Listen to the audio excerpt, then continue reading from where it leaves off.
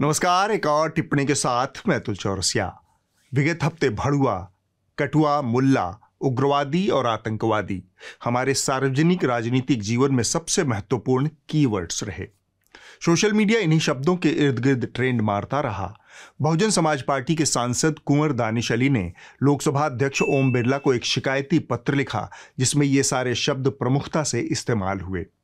दानिश अली के लिए ये सारे शब्द इस्तेमाल करने वाले संस्कारी पार्टी के सांसद हैं रमेश बिधूड़ी।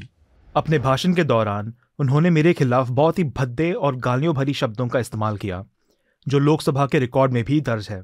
जिन शब्दों का उन्होंने मेरे लिए प्रयोग किया उनमें भड़वा, कटुआ, मुल्ला, उग्रवादी, आतंकवादी आदि शामिल हैं। हमारे शब्दकोश को समृद्ध करने के लिए रमेश बिधूड़ी को भारत की तमाम साहित्य अकादमियों के सम्मान हेतु विचार किया जाना चाहिए, क्योंकि यह सारा इतिहास एक ऐतिहासिक मौके पर लिखा गया। संसद का नया भवन था, संसद का विशेष सत्र था। इसे और विशेष बनाने की जिम्मेदारी संस्कारी पार्टी ने बिधूड़ी के कंधों पर डाल दी थी। बिधूड़ी जी ने इस ऐतिहासिक जिम्मेदारी को बखूबी निभाया। उसी ऐतिहासिक भवन में ऐतिहासिक संबोधन किया जिसे विपक्ष के एक नेता ने मोदी मल्टीप्लेक्स की उपमा से नवाजा है। सिरे ले रहे हैं देश के वैज्ञानिक, सिरे ले रहे हैं। कभी खड़ा होगा ये बता रहा हूँ सर, ये जो श्रेय अगर जाता है तो देश के प्रधानमंत्री को जाता है। Danish Ali ji please sit down, take your seat. Bidhuri की शब्द संपदा के निशाने पर दानिश अली थे। उस शब्द संपदा को अब संसदीय कार्रवाई से निकाल दिया गया है, लेकिन दानिश अली ने अपनी पीड़ा, निराशा और दुख का साझा एक प्रेस कॉन्फ्रेंस में भी किया। उस मदर ऑफ डेमोक्रेसी के टेंपल में एक चुने हुए सांसद के खिलाफ जिस तरीके के अल्फाज मुल्ला, कटवा, आतंकवादी, उपद्रवी, ये क्या है? इस देश में हो क्या रहा है? ये हो क्या रहा है? रूह भी कांप जाती है वो अल्फाज सुन के। मैं रात भर सो नहीं पाया। बिधूड़ी जी निरंतर समाज को जागरूक करने की संसदीय जिम्मेदारी का निर्वहन करते आए हैं। मसलन चुनाव के वक्त उनका लक्ष्य होता है कि हर घर से एक एक वोट चुन चुन कर बूथ तक पहुंचना चाहिए और चुनाव जीतने के बाद बच्चे पैदा करके वोट न बढ़ाए जाएं, यह जिम्मेदारी भी बिधूड़ी जी ही निभाते हैं। बच्चे पैदा क्यों करेंगे? सर आपके हाथ में है, बच्चे का भविष्य सर आपसे फीस भी ज्यादा ली जा रही है। स्कूल तो चलवा ले पहले। हाँ सर, बच्चे पैदा क्यों करेंगे? दरअसल बिधूड़ी जी कहना चाहते हैं कि आप उन्हें वोट उनसे पूछे बिना भी दे सकते हैं, लेकिन बच्चे उनसे पूछे बिना पैदा नहीं कर सकते। बहरहाल हम मुद्दे पर लौटते हैं जो कि दानिश अली के पत्र से जाहिर हुआ। भड़वा, कटुआ, मुल्ला और उग्रवादी जैसा मुद्दा खड़ा करके बिधूड़ी जी ने कुछ मान्यताएं भी तोड़ी हैं और इसके लिए समूचा समाज उनको कोटि कोटि धन्यवाद दे रहा है। बिधूड़ी जी देश के उस दक्षिण दिल्ली से लोकसभा के सांसद हैं जिसके निवासियों के बारे में समस्त राष्ट्र में यह विश्वास बहुत सख्त है कि यहाँ के निवासियों के गले में अंग्रेजी का एक कोल्हू फिट है। उस कोल्हू से पेर कर जो हिंदी निकलती है वह भैया को कब भैया में बदल देती है, लोगों को हवा तक नहीं लगती। भैया 1 सेकंड, भैया भैया। रमेश बिधूड़ी उस दक्षिण दिल्ली के जनप्रतिनिधि हैं जिनके बारे में माना जाता है कि वो हिंदी सिर्फ अपने ड्राइवर, मेड, हेल्पर, गार्ड आदि के लिए सुरक्षित रखती है। संस्कारी पार्टी की सरकार में इस आंग्ल भाषी धारणा को तोड़ना बहुत जरूरी था। यह चुनौती उन्होंने बहुत जिम्मेदारी से निभाई। संसद भवन में बीते कुछ साल और महीनों में एक बड़ा अच्छा बदलाव लोकसभा अध्यक्ष बिरला जी ने किया है। संसद के कैमरे या तो उनको दिखाते हैं या फिर सत्ता पक्ष के चेहरे को चमकाते रहते हैं। विपक्ष को देखने और दिखाने में उनकी कोई दिलचस्पी नहीं रही। किसी ने सपने में भी नहीं सोचा था कि कैमरामैन और प्रोड्यूसर को दिया गया यह निर्देश एक ऐतिहासिक पल को साक्षात दर्ज करने का बायस बनेगा और बिधूड़ी जी का संदेश पूरे राष्ट्र में निर्बाध फैल जाएगा। खैर, जब बिधूड़ी जी नए वाले संसद के भवन में अपने दायित्व का निर्वहन कर रहे थे, उस वक्त भाजपा के 2 अति सम्मानित वरिष्ठ सदस्य अपनी खुशी को रोक नहीं पा रहे थे। बाद में अति सम्मानित वरिष्ठ हर्षवर्धन जी ने एक बड़ा सा बयान उसी सोशल मीडिया में जारी किया जहां पर उनके मुताबिक उनका वस्त्र हरण किया जा रहा था। लेकिन संसद के एक और सम्मानित सदस्य राजनाथ सिंह ने तत्काल ही खेद जता दिया। जब हमारे सम्मानित सदस्य श्री रमेश बिधूड़ी जी बोल रहे थे तो मैं उनकी पूरी बातों को सुन नहीं पाया, लेकिन विपक्ष की बेंच पर बैठे हमारी सम्मानित सदस्यों ने कहा कुछ ऐसी बात उन्होंने कही है जिससे इनकी फीलिंग हर्ट हुई है। यदि कुछ ऐसा उन्होंने कहा है जिससे कि इनकी फीलिंग हर्ट हुई है, उसके लिए मैं खेद व्यक्त करता हूं। राजनाथ सिंह के बयान का लबे-लुआब यह कि अगर हमारे सम्माननीय विधूड़ी जी ने किसी दूसरे सदस्य का असम्मान कर दिया तो खेद मैं जताता हूं। माफियों और प्रायश्चित में अगर मगर या किंतु परंतु उसकी मर्यादा को भंग करता है। खैर, मुद्दा यह नहीं है। मुद्दा यह है कि लोकसभा अध्यक्ष ने क्या किया। सदन उनके संरक्षण में चलता है, वो सभी सदस्यों के गार्डियन हैं। यह उनकी जिम्मेदारी है कि सदन में निष्पक्षता, सुरक्षा और संवाद का स्वस्थ वातावरण रहे। लेकिन उनका पक्ष सूत्रों के हवाले से आया और इतने सख्त शब्दों में आया कि बिधूड़ी जी को पसीना आ गया।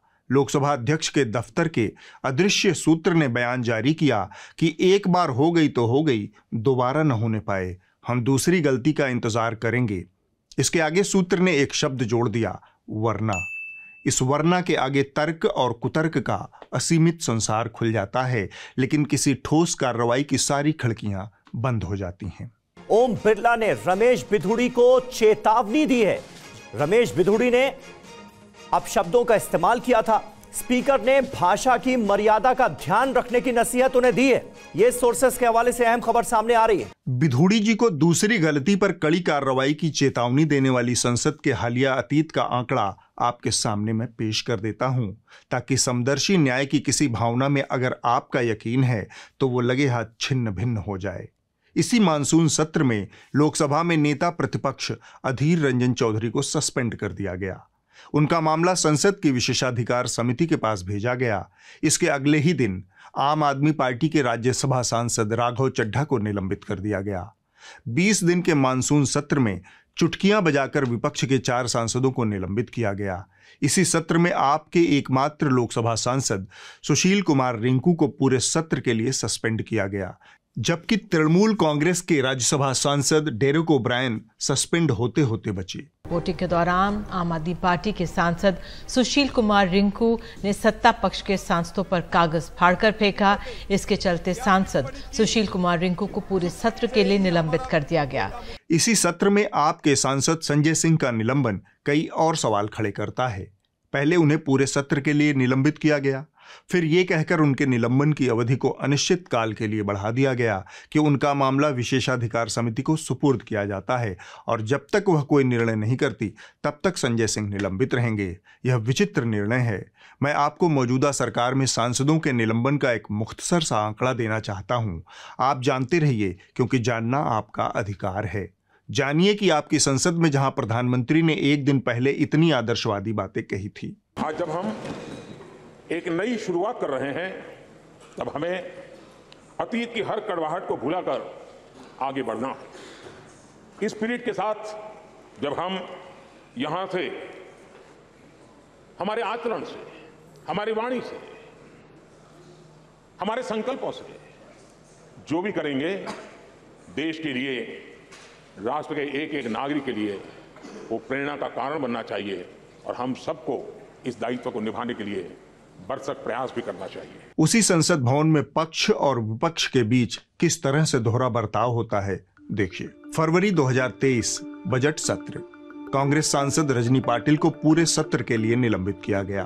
उनका निलंबन मानसून सत्र लगभग बीतने के बाद खत्म किया गया। जुलाई 2022 मानसून सत्र। राज्यसभा में विपक्ष के 19 सांसदों को एक हफ्ते के लिए सदन से निलंबित किया गया। ये सांसद सदन में महंगाई और जीएसटी की दरों में बढ़ोतरी पर बहस की मांग कर रहे थे। इसी सत्र में लोकसभा में कांग्रेस के 4 सांसदों मनिकम टैगोर, राम्या हरिदास, टीएन पार्थप्पन और एस ज्योतिमणि को पूरे सत्र के लिए निलंबित कर दिया गया। नवंबर 2021 शीतकालीन सत्र।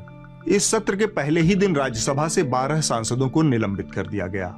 इन सांसदों के ऊपर कार्रवाई इनके पिछले सत्र में किए गए असंसदीय आचरण के लिए हुई, क्योंकि इस वक्त 3 किसान बिलों को लेकर संसद में हंगामा था। वही 3 किसान बिल जिनके लिए प्रधानमंत्री ने कहा था कि शायद हमारी तपस्या में ही कोई कमी रही होगी, जिसके कारण दिए के प्रकाश जैसा सत्य कुछ किसान भाइयों को हम समझा नहीं पाए। सितंबर 2020 मानसून सत्र 8 राज्यसभा सांसदों को निलंबित कर दिया गया। आरोप था कि ये सांसद असंसदीय आचरण कर रहे थे। मार्च 2020 बजट सत्र कांग्रेस के 7 लोकसभा सांसदों को इस आरोप में निलंबित किया गया कि उन्होंने वेल में आकर हंगामा किया और अध्यक्ष के टेबल से पेपर छीनने की कोशिश की। नवंबर 2019 शीतकालीन सत्र लोकसभा अध्यक्ष ओम बिरला ने कांग्रेस सांसद हिबी अदन और टीएन पार्थप्पन को निलंबित कर दिया। ये सांसद महाराष्ट्र में भोरे भोरे राष्ट्रपति शासन हटाकर देवेंद्र फडणवीस और अजित पवार को शपथ दिलाए जाने का विरोध कर रहे थे। यानी 4.5 सालों में कुल 57 सांसदों को निलंबित किया गया। कहने का मतलब ये कि जिस तरीके से यहां बीते 5 सालों में निलंबन बढ़ता रहा है, उसके मद्देनजर बिधूड़ी जी का कारनामा और उन्हें दी गई चेतावनी निराशा और आशंका पैदा करती है। हमारे बिरला जी समदर्शी न्याय में यकीन रखते हैं या नहीं, हमें नहीं पता, लेकिन संसद में संसदीय प्रक्रियाओं के तहत विरोध और संसद में गाली गलौज की सजा में कुछ तो अंतर होना ही चाहिए। कोई तो ऐसी लकीर खींचे जिससे अपराध और अपराध की प्रकृति में अंतर स्थापित हो।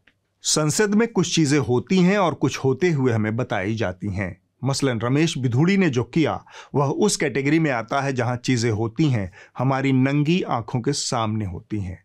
लेकिन पिछले सत्र में राहुल गांधी ने फ्लाइंग किस दी, यह बात हमें बताई गई। इसका कोई सबूत नहीं है हमारे पास, बस एक मीडिया है और प्रोपेगेंडा का एक ताकतवर संगठित तंत्र है जिसके जरिए आपको यह बता दिया गया। और हम जिस दौर में रह रहे हैं वहां पर बताई गई बात अंतिम सत्य होती है और हमारी नंगी आंखों के सामने जो होता हुआ दिखता है उस पर संदेह पैदा किया जाता है। यही इस समय का सत्य है। जब राहुल गांधी के ऊपर फ्लाइंग किस के तथाकथित आरोप लगे थे, तब हुड़कचुल्लू मीडिया ने किस तरह से इसे महिला अस्मिता और अश्लीलता का प्रश्न बना दिया था। It is only a misogynistic man who can give a flying kiss to a parliament with 6 female members of parliament. आरोप है कि राहुल गांधी ने आज लोकसभा में सांसदों को एक flying kiss the. Rahul Gandhi has started blowing kisses in parliament. Today, again after his speech, he allegedly blew a kiss at the treasury benches, some say to the speaker, opening himself up for criticism, though this was not something that the broadcast cameras caught. इस शोर को सुनकर राहुल गांधी पीछे मुड़े और flying kiss किया और फिर सदन से चले। यानी ये बात सही है कि सदन में राहुल गांधी ने फ्लाइंग किस किया। In 2018, he was winking and hugging. Now, in a very crude and cheap and vulgar act, he has blown what is colloquially called a chumma. चुम्मा, चुम्मा। और जब बिधूड़ी जी ने हमारे शब्दकोश को समृद्ध किया, तब बहुतेरे चैनलों पर आयोजित होने वाली मुर्गा फाइट स्थगित हो गई, खासकर प्राइम टाइम पर। कुछ ऐसे स्वनामधन्य घोघा बसंत चैनलों की एक सूची हमने बनाई जिन्होंने बिधूड़ी जी के संस्कारी ज्ञान पर प्राइम टाइम से ही परहेज कर लिया। बिधूड़ी जी का ऐतिहासिक संबोधन 21 सितंबर की शाम को हुआ। 22 सितंबर को पूरे दिन यह मसला देश भर में चर्चा बटोरता रहा, लेकिन कुछ एक घोघा बसंत चैनलों के प्राइम टाइम पर इसे चर्चा तक न मिली। उन घोघा बसंतों के नाम जान लीजिए जिन्होंने 22 सितंबर को इस राष्ट्रव्यापी शर्मिंदगी पर प्राइम टाइम शो से परहेज किया। न्यूज 18 इंडिया, टाइम्स नाउ नव भारत, जी न्यूज, न्यूज नेशन। देश के नंबर 1 चैनल आज तक ने इसे 10 बजे के शो में चलाया। यह साधारण न्यूज सेंस का मसला है, जो खबर सबसे ज्यादा चर्चा में है उसे प्राइम टाइम में शामिल किया जाए, खासकर जब सारी टीवी पत्रकारिता ही चोंच लड़ाने में आत्मनिर्भर हो चुकी है। लेकिन ऐसा नहीं होता। इसकी वजह बहुत अहम है। इतने बड़े बड़े चमकीले तड़क भड़क वाले चैनलों और एंकराओं के भीतर जो आत्मा है वो मर चुकी है। किसी मीडिया संस्थान की आत्मा होती है उसका न्यूज़ रूम। वो न्यूज़ रूम मर चुका है।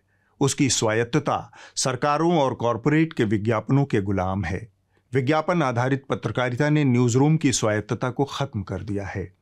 हमारे मीडिया को एक नए मॉडल की ज़रूरत है जो विज्ञापन पर निर्भर न हो। न्यूज़ लॉन्ड्री इसी तरह का एक नया मॉडल है। यहाँ आप यानी इस देश के नागरिक पत्रकारिता में निवेश करते हैं। हम किसी तरह का विज्ञापन नहीं लेते। हमारे सब्सक्राइबर हमें पत्रकारिता करने की ताकत देते हैं।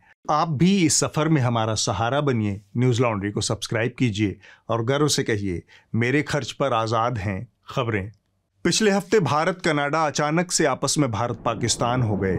पहले आप पूरी क्रोनोलॉजी समझ लीजिए। पहले कनाडा के प्रधानमंत्री जस्टिन ट्रूडो ने अपनी संसद को बताया कि भारतीय मूल के कनाडाई नागरिक हरप्रीत सिंह निज्जर की हत्या में भारत सरकार शामिल हो सकती है। इसके बाद वहां की विदेश मंत्री ने भी वही बातें एक प्रेस कॉन्फ्रेंस में दोहराई। Over the past number of weeks, Canadian security agencies have been actively pursuing credible allegations of a potential link between agents of the government of India and the killing of a Canadian citizen, Hardeep Singh Nijjar.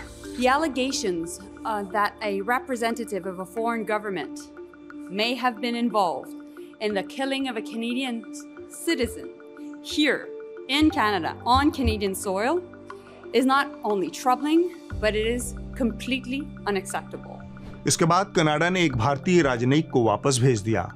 जवाब में भारत सरकार ने सधी हुई प्रतिक्रिया देते हुए इसे बेतुका और दुर्भावना से प्रेरित बताया। लगे हाथ भारत ने भी कनाडा के एक राजनयिक को देश निकाला दे दिया। साथ ही कनाडा की यात्रा करने वाले भारतीय नागरिकों के लिए एडवाइजरी जारी कर सतर्क किया कि उन्हें कनाडा में निशाना बनाया जा सकता है। लगे हाथ भारत ने कनाडा में वीजा सेवाएं निलंबित कर दी हैं। ई वीजा सेवा भी बंद कर दी गई है और भारत ने कनाडा से अपने राजनयिक अमले में कटौती करने को भी कहा है। इन तमाम प्रतिक्रियाओं से अलग एक बेहद महत्वपूर्ण घोषणा भारत ने की। इस तरह की घोषणाएं अब तक पाकिस्तान और अफगानिस्तान के लिए इस्तेमाल होती थी। भारत ने कनाडा को आतंकी, उग्रवादी और संगठित अपराधों की शरण स्थली वाला देश घोषित किया है। इसीलिए मैंने शुरू में पाकिस्तान का जिक्र किया। मोटे तौर पर कनाडा ने आरोप लगाया है कि भारत ने एक संप्रभु राष्ट्र में घुसकर उसके नागरिक की हत्या की है। हरदीप सिंह निज्जर भारत के आतंकियों की सूची में था और मोस्ट वांटेड भी था। बहरहाल मुद्दा यह है कि कनाडा में मेरे यार की शादी वाले भाई साहब ने जो आरोप लगाया है, उस आरोप के पक्ष में क्या कोई पुख्ता सबूत उन्होंने दिया? जवाब है नहीं। क्या प्रधानमंत्री के पद पर बैठे व्यक्ति को इतना बड़ा आरोप लगाने से पहले तमाम कूटनीतिक विकल्पों को आजमाना नहीं चाहिए था? क्या वो विकल्प अपनाए गए? भारत सरकार की माने तो नहीं। इन परिस्थितियों में जब हाल के कुछ घटनाक्रम को देखते हैं तब लगता है कि ट्रूडो ने अपनी अंदरूनी घरेलू सियासत में अपनी विदेश नीति को लपेट दिया है। खालिस्तान का मुद्दा लंबे समय से भारत कनाडा के रिश्तों में कड़वाहट की वजह रहा है। 22 जून 1985 को एयर इंडिया के कनिष्का विमान में विस्फोट कर 331 लोगों की हत्या के पीछे कनाडा के खालिस्तानी आतंकियों का हाथ माना जाता है। ताज़ा विवाद की जड़ें कनाडा में भारतीय मूल के सिखों के बीच मौजूद मुट्ठी भर खालिस्तानी समर्थकों की उछलकूद है। मेरा मकसद है पंजाब दे सिख कौम दे लिए खड़ना। जिन्नी देर तक असी रहांगे, असी खालिस्तान दी जंग जारी रहेगी और असी खालिस्तान लेके रहांगे। I urge all Canadian Sikhs to be in Vancouver on October 29th to vote on His Indian High Commissioner Verma responsible for the assassination of Nijjar। Delhi में हुए G20 सम्मेलन के दौरान कनाडा के प्रधानमंत्री जस्टिन ट्रूडो और भारत के प्रधानमंत्री नरेंद्र मोदी के बीच द्विपक्षीय बैठक हुई थी। वह बैठक बेहद कड़वाहट के माहौल में खत्म हुई। खबर है कि भारत ने कड़े शब्दों में खालिस्तान के मुद्दे पर कनाडा से नाराजगी जताई थी। खबरों के मुताबिक ट्रूडो ने भी निज्जर की हत्या में भारतीय हाथ होने का आरोप लगाया था। यानी काफी तू-तू मैं-मैं वाली मीटिंग थी। तब से ही यह विवाद सुलग रहा था। गोरे साहब लोगों को काले और भूरे लोगों से डांट खाने की आदत नहीं है। उनकी संस्कृति है, हम तुमको ज्ञान देगा, तुम हमको बिजनेस देगा। इस खींचतान में अमेरिका और ऑस्ट्रेलिया ने जो बयान जारी किए हैं वह कनाडा के पक्ष में जाते हैं। लगे हाथ हम कनाडा की सिख सियासत और उसमें खालिस्तानियों की हैसियत को जान लेते हैं, वरना टेलीविजन वाले भैया लोग आपको यही सब ठेल ठेल कर भूत बना देंगे।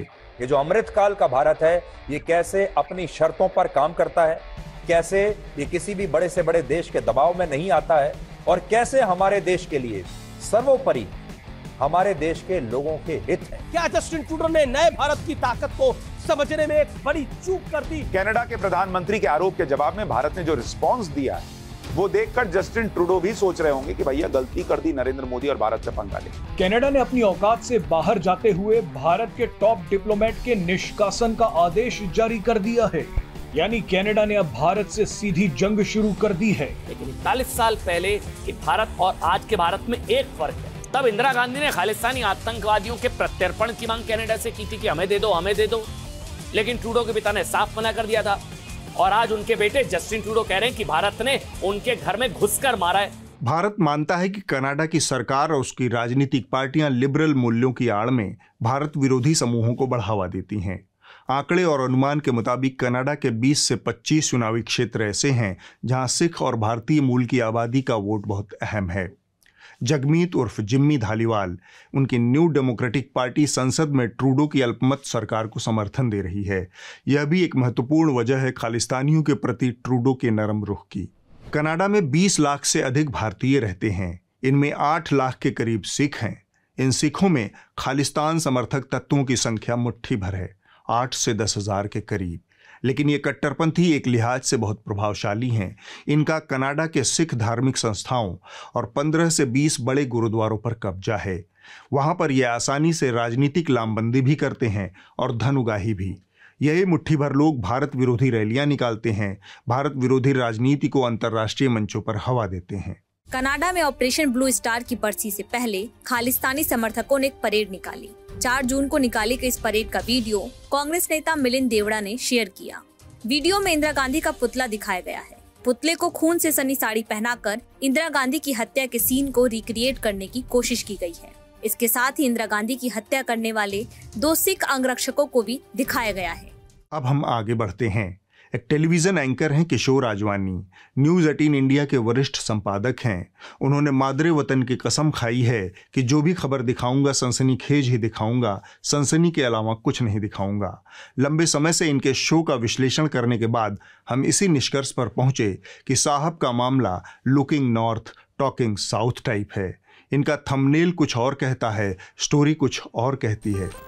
ज्ञानवापी में जीत गए हिंदू, अंजू को पाकिस्तान भेजकर सीमा भाग निकली, मणिपुर के दरिंदों को फांसी पर लटका दिया, पुतिन की नौसेना को यूक्रेन ने जिंदा फूंक दिया, आतंकियों पर एक और सर्जिकल स्ट्राइक, भारत ने छीन लिया गिलगित बाल्टिस्तान। जिस अगली शख्सियत की हम बात करेंगे उनका नाम ही काफी है, नाविका कुमार। भारत की टेलीविजन पत्रकारिता में मूर्खता और घामड़पन वाले इंटरव्यू का शीर्ष अवार्ड अगर देना हो तो ये निर्विरोध जीत जाएंगी। कायदे के सवाल तो छोड़ ही दीजिए, घामड़पन वाले सवाल पर उससे भी ज्यादा घामड़पन वाले जवाब, और उस जवाब पर कोई समझदारी वाला अगला सवाल नहीं। बस दांत चियार कर हर बकलोली पर वाह भाई वाह वाली मुद्रा। मसलन ये जवाब सुनिए। 2014 से पहले तो हमने खुद देखा है, लोगों को पॉलिटिशियन के राष्ट्रपति तक के नाम पता नहीं थे, उल्टे सीधे नाम वो लोग बोलते थे। लोगों को पॉलिटिशियन के राष्ट्रपति तक के नाम पता नहीं थे, उल्टे सीधे नाम वो लोग बोलते थे। क्या जवाब है? 2014 से पहले लोग राष्ट्रपतियों के नाम तक ठीक से नहीं ले पाते थे क्योंकि सबकी जुबान ही टूटी हुई थी।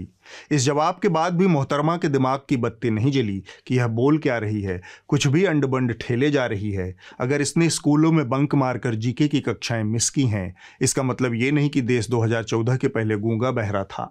अव्वल तो कंगना ने 5वीं फेल वाला जवाब दिया, लेकिन जवाब में मोहतरमा नाविका कुमार ने 4थी पास वाला सवाल पेश कर दिया। विपक्ष का ये कहना है कि तब भी विपक्ष का ये कहना है, विपक्ष सब कुछ विपक्ष ही कहता है तो आप क्या करती हैं? इन्होंने अपना दिमाग ताखे में रखकर छुट्टी ले रखी है।